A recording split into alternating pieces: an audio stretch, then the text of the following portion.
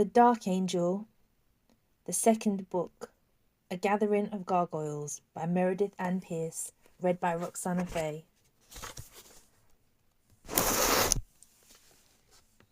The vampire stood upon the black branch now, its back still to the vanishing sun. The heron put her eye to the keyhole. The stink of rotten matter grew smothering. The Icarus fanned and flexed its pinions. Iriel wondered wildly where her gargoyle had gone, and where was the strange beast the old gatherer had spoken of. Solstar sank lower, barely a fingernail above the hills. Oceanus peered pale blue through the curled black trees. She heard a scratching sound. The staff tipped in her hands. She saw the heron giving her neck an odd lunging twist. The tip of her beak in the keyhole turned. The painted girl tore the shackle from her wrist. Solstar set. The sky above turned black as nothing. The orchard around them was drenched in shade. The vampire upon the far tree turned, lit now with the ghost light of Oceanus and the stars. Iriel had only one glimpse of the pale garments on a young man's form, a face savage with hunger and blank, colourless eyes.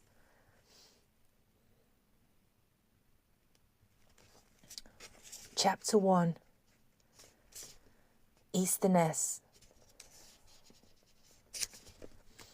Iriel sat on the low window seat. The stone was warm from the light of Solstar. That sun lay far on the horizon, 2 hours from setting. Heaven above spanned black and star-pricked. The spires of the city fanned out before her, beyond the palace walls. Men with plum-coloured skin and long head veils. Women in full sheer trousers that gathered close at the ankles passed in the streets below. Iriel listened to the criers' long, wavering wails, calling people to prayer. Dusk wind rose, bringing the scent of myrrh. The city had always smelled of that to her, ever since the first day, even the dust blowing in off the sea. They called their city Easterness, though in the far place she had come from, Iriel had known it as Easterness. Was it only 3 day-months ago that she had come? 3 leisurely passes of Solstar overhead, 2 long fortnights of dark. The fair-skinned girl closed her eyes and tried to picture again the great throw she and Irilath had woven from the feathers of a dark angel. They had taken that throw and spread it to the winds. Like a sail it had borne them away over the white plain of Averic. And the scream, she remembered the scream of the white witch, sounding far and shrill from the distance behind, turning the feathers of their sail from night dark to white as Iriel and the young prince sailed out of her grasp. The memory of it made her shudder still. They had drifted east, she and Irilath, over the sea of dust. High above that dry land sea, they had watched dust whales spouting and sounding hugely below. Seabirds like specks, bathing and pouting in the fine rolling powder, till they saw the city upon the far shore of the sea, Easterness, all of its buildings of white stone. Horns sounded from the watchtowers as the wind swept them near, lifted them high over the city gates and dropped them gently within the main square. Palace guard and city guard came at a run, strangely garbed women, men with almond-shaped eyes pressed close. The lady came towards them from the palace. She was tall and wore a robe of grey satin. The turban upon her head was silk. Iriel could not see her hair, but her lashes were the colour of flax-corn fibre, and her eyes were violet. "Are you Silver?" said Iriel, clad still in her wedding sari. She put her hands together and bowed as she had been taught to do in the syndic's house, so long ago. "The Queen of Averic?" The turbaned lady nodded. "I am she. That was the king's wife in Averic, a score of years and more ago, but now I am lady again in Easterness. What are you that you have fared all this way across the mare?" "I am Iriel," the girl replied, "and I have come from Averic to bring you back your son." Irilath stood close to her, not touching, but she felt his hold upon the throw. Wind tugged at the sail as it settled behind them. He said nothing. The lady's eyes had not left Iriel. "My son, in Averic, fell into a desert lake and drowned." Iriel shook her head. "Not drowned. That was a lie his nurse told you." Her skin grew cold at the thought of Derna, she who had been the young prince's nurse in Averic, then was later sold in Touraine, became a servant in the syndic's house where Iriel had known her. The Turanian girl, turned her gaze back to Silver again. Not drowned. In the desert your son's nurse Derna gave him up to the Lorelei, a water witch who kept him 10 years a prisoner beneath the lake. Then... She faltered there. What could she say? Lady, your son has been a dark angel. The white witch of the mare steals children to make them be her Ikarai, pale, bloodless creatures with 12 dark wings, then sends them out to prey upon the world. I undid that sorcery upon him. I made your son mortal again, but in the years that he was the witch's son, he stole the souls of 13 maids and drank their blood and murdered them. How could she say it? The lady watched her, and Iriel cast down her eyes. 10 years the witch's prisoner in the lake, she said, and 14 more under enchantment in Averick. Not a lie, but not the whole truth either. Coward, she reproached herself. She found the lady's eyes again. But I have undone that enchantment. Truth now. Your son is free. The lady studied Iriel for a long moment. She drew a deep breath, turned her eyes to Irelath, and she started. She had not really looked at him before. Iriel felt her young husband move past her now, and he knelt. The lady stared. You have the gold skin of the plains dwellers, she breathed, and their straight black hair. Your eyes are the eyes my Irelath had. She stopped herself. But my son died when he was 6, a double dozen years ago. Had he lived, he would be 30 years old by now, and you are a youth no older than 16. Iriel could see the young man's face, only a little from the side. Silver had dropped her eyes. Irelath reached suddenly, catching her hand as she made to turn away. The guards started and lifted their brows, but though the lady drew back a bit, surprised, she did not pull away. Lady, the prince began, when I lived with the white witch under the lake, I changed from boy to youth and grew older. But when... He drew breath then, and Iriel saw he could not say it any more than she could. Not the truth, not all of it. But when I was in Averick, I was under a sorcery and did not change. The lady eyed him hesitating, and Iriel bit her breath. If they could get no harbour from the white witch here, then there was none for them in all of the world. Mother, the young man kneeling before her said, much in you has changed since I last saw you, but still I know you. Look at me. She saw the lady sigh. Once she was silently, as if taken by a great longing. Iriel shivered. Still the other did not speak. Say it then, Irelath cried suddenly, casting off the lady's hand. He tossed his head towards the guards. And bid them shoot. Say I am not your son, not Irelath. She stood off yet, and Iriel felt lightheaded. She feared she might fall. The young man was kneeling perfectly still. Then the lady drew breath again and moved nearer. She touched the dark, hanging clawed ribbons at his shoulder, then his cheek, tracing the 5 long scars. I cannot say it, she answered soft, for you are he, my son, my Irelath. Iriel leaned back against the window seat. Even in the light of Solstar she felt cold. The criers from the temple continued to wail. She balanced the instrument of silverwood across her lap and tried to stop remembering, but she was alone in the high palace room, and the memories came.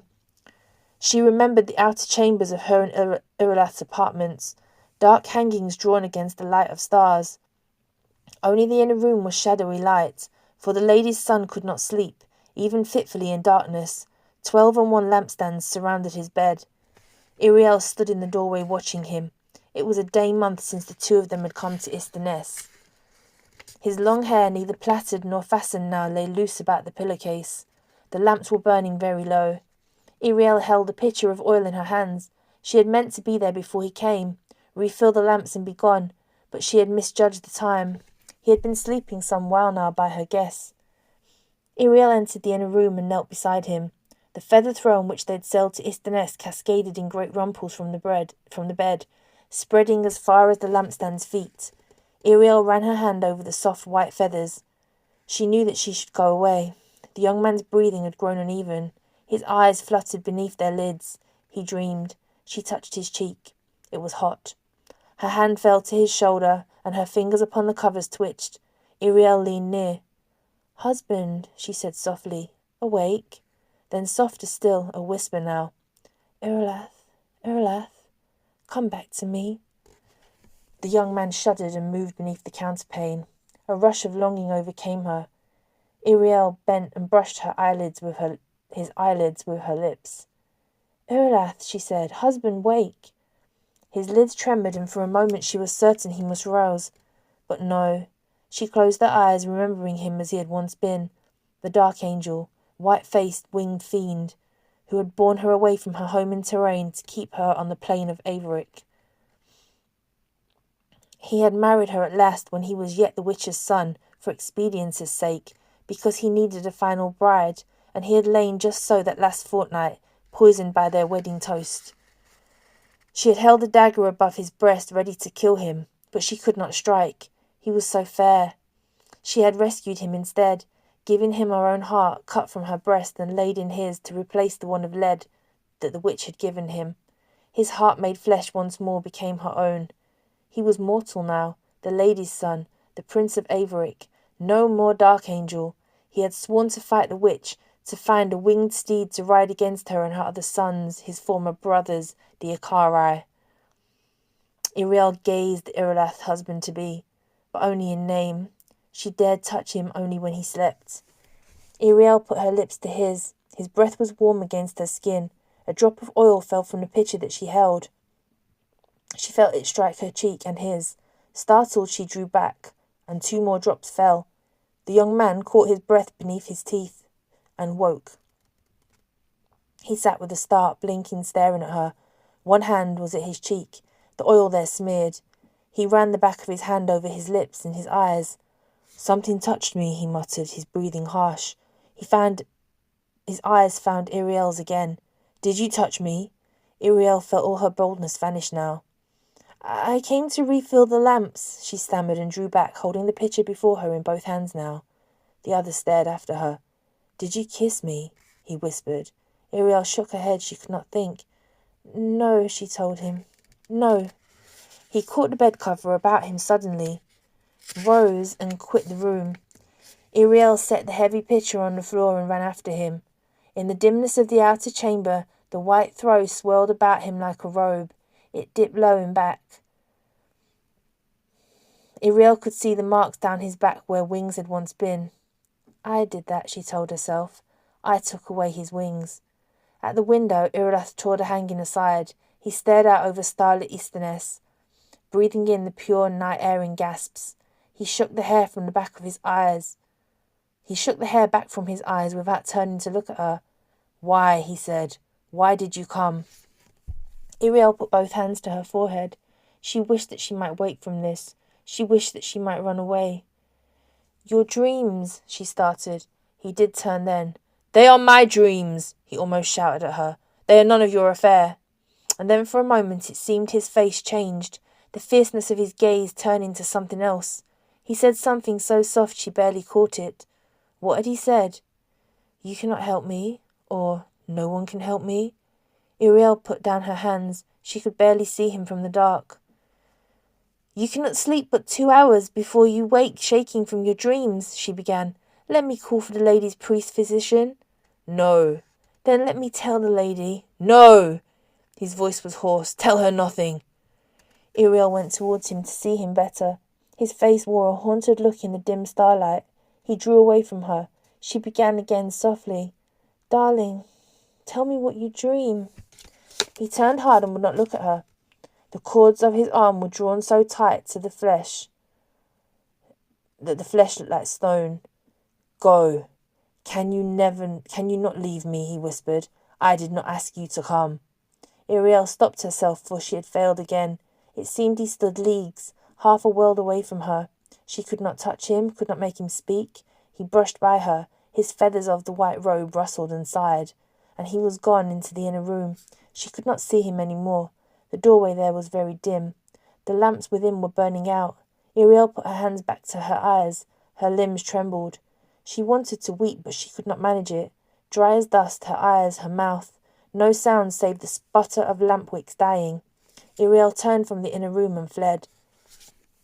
The criers in the temple spires had ceased.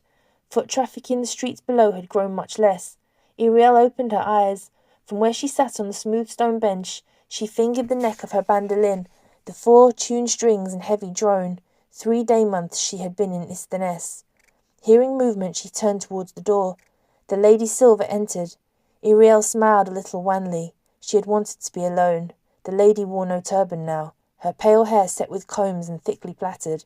Iriel moved to give her room upon the bench. All still, the lady said, gazing past her across the square. All gone to the great kirk to hear tales. Iriel sat down her bandolin. Will they not be needing you in the kirk? She asked. Silver shook her head. Not till Solstar sets. There is time. Play me your bandolin. Iriel lifted the instrument again. She had learned to play a long time past in Touraine. Her mistress, Edwin, had taught her. Iriel's lip trembled. They had been more companions than mistress and serving maid, like sisters almost, until the Dark Angel had stolen Edwin away. Dark Angel, Irileth. The fair-skinned girl bit her lip, till she stopped thinking. She fretted the strings of the little instrument. The world wends weary on its way. The haze hangs heavy on the sea. If only there would come a day when you would not turn from me. The words wound on with runs and ornaments as Iriel plucked and thrummed. That is a sad song, the Lady Silver said when she had done, for one so young and lately wed to be singing. Iriel looked down and said nothing. The lady seemed to be watching her. After a time, the other said carefully, Tell me, if you will, how things lie between you and my son. Iriel felt her throat tighten. The knuckles of her one hand about the instrument grew white. She toyed with the hem of her wedding sari. You do not sleep in the same chamber, the lady said very gently. Iriel turned and gazed out of the window. She wanted desperately to fly away from Istaness, but she could not leave Irileth, for she was drawn to his beauty still. She had chosen to love him rather than destroy him, a choice which bound her yet. Solstar lay partially hidden by mountains to the east. Iriel found herself speaking without meaning to. The words were low. He will not enter a chamber where I am sleeping, or lie where I have lain, so I have left him the inner room of the apartment you gave us, and sleep without. Silver said nothing for a little. My attendants say his dreams are troubled. Iriel shook her head, not quite sure what she meant, save she felt that she must answer somehow, and her voice had deserted her. The lady sighed. When you first came, 3 day months past, I bade the two of you to tell me what had befallen to bring you here, but Irileth would not speak, left you to tell it all. Iriel would not look at her. You did not give us the whole tale then, said Silver gently. Some parts, I think, you did not tell. What was the enchantment upon my son? How came he by the scars upon his shoulder and cheek? The lion did it, thought Iriel, the lion of Pendar, rescuing me. The Dark Angel would have killed me if the lion had not come, but he is the Dark Angel no more. He is Irileth now. My husband is the Dark Angel no more. Her voice came back to her. Lady, I may not tell you. Those things are my husband's to speak of if he chooses. Again the other fell silent, eyed her for a moment as if considering, and then seemed to change her mind. You have such green eyes, child, she said, like beryl stones. They remind me of my birth sister, who was regent here when I wed the Averett king and followed him across the sea of dust into the west. The lady sighed a little sadly. She went merchanting after my return. I have not had word of her in many years. Iriel felt her fair skin flush. All during her childhood in Touraine, her mistress Edwin had teased her unmercifully for her odd-coloured eyes. Silver was speaking again. Erica, she murmured. My sister's name was Erica. She stopped herself suddenly, drew breath, and stood gazing past Iriel. The Tourainian girl turned and saw Solstar was now 3/4 sunk away. Time short, I had not realized, the Lady Silver said. I must to kirk, but afterwards I will talk with you more, dear heart, about my son. I am troubled for him, and for you. Say you will sup with me.